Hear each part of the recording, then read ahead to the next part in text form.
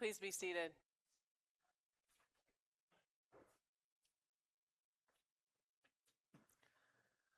I like to imagine Jacob on one of those Reddit themes, the ones that's not appropriate for a service where we're talking about blessing children's backpacks, where they try to justify their behavior, right? Was I in the wrong, let's say? I think I can imagine him saying, this angel, this figure, this dude came out of nowhere and wrestled me and broke my hip. How could that be okay? Am I the bad person here? Obviously, they're the bad person. Well, okay, I did steal my twin brother's inheritance and our father's blessing, but, that was my mom's idea. And also, this whole firstborn thing is ridiculous anyway, right? And yes, I wasn't really that great to my father-in-law, but, he tricked me first because he made me marry my wife's older sister first, so, it's cool. And, I don't really know how my twin brother's going to react now that we're finally coming home, having run away from my father-in-law, who I wasn't very nice to either. But, I'll just go ahead and send my wife and children on ahead of me to meet whatever wrath may be awaiting us. Really, dude? I think you might be the person in the wrong here. I'm not saying that it's okay for someone to come out of nowhere and wrestle you and break your hip, but I just think maybe Jacob was wrestling with a few things before that night when he was alone on the river and met by some kind of strange figure. This story has so much art and music and great scenes from plays in it because it really resonates with people who have struggled with their faith, which is pretty much all of us, right? It turns out that struggling and doubting and questioning is a much more unifying factor in faith than these creeds and confessions and things we're supposed to believe that get forced upon us. We all know what it is to struggle in one way or the other. We all know what it is to feel like we're alone in the dark, wrestling something, and it never is going to end. And many of us have found that after that, we realized there was a blessing in it, right? But still, if we could have done without the broken hip and just taken the blessing, we'd have liked that a little bit better. We know what it is to wrestle, to struggle, to doubt. And so this story makes sense to us. The challenge about God is that God is different than people, right? And there's something beautiful and wonderful about that, but it can also be hard. When the disciples say to Jesus, we can't feed all these people, that's true, right? It is difficult, the logistics. Do you remember there was some YouTube star, a couple years ago? And it's one thing when you want to make your friend or a group of friends, live alone in the dark or jump into a kiddie pool of who knows what or whatever. But this guy decided he was going to do that with thousands of people, and they were all in an arena, and they didn't have a way to feed them or get them medical care, and it was not on YouTube because it was not funny or fun. It takes a lot to feed thousands of people, and there probably was a better infrastructure for that in the surrounding towns. The disciples, they were just being practical, and Jesus was being Jesus. He says, you don't need to send them away. Give them something to eat. I would pay money to see the disciples' faces in that moment. What are you talking about? What do you even say to that? Apparently, according to the gospel, what you say is, we have 5 loaves of bread and 2 fish. And then Jesus says, let me show you what God can do. When the angel, wrestler, God figure is wrestling with Jacob, he says, what is your name? And it's easy. It's so short in there, you could kind of brush over it, right? Like maybe the author is just trying to remind us who this story is about, or maybe that angel figure had paperwork, needed to make sure they were wrestling the right person. I don't know. But in reality, the last time in this story someone asked Jacob what his name was, he said Esau. He lied, right? And so asking him what his name is isn't just a simple paperwork question. He's asking him, who are you?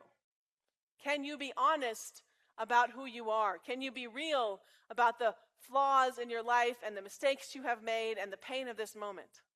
Can you face them and claim the truth of who you really are? Frederick Buechner, who most famously said that our vocation, our calling in the world is where our great joys meet the world's deep pain, gave a great sermon on this called the Triumphant Defeat.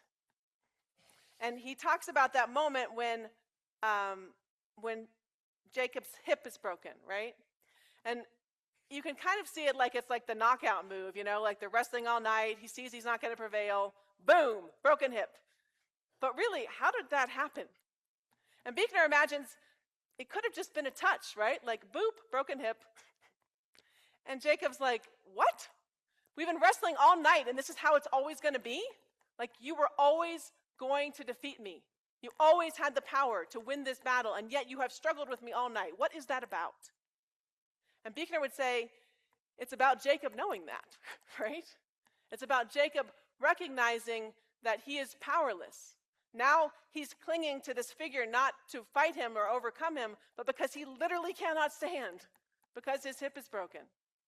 The whole thing is turned on its head, and it becomes something different.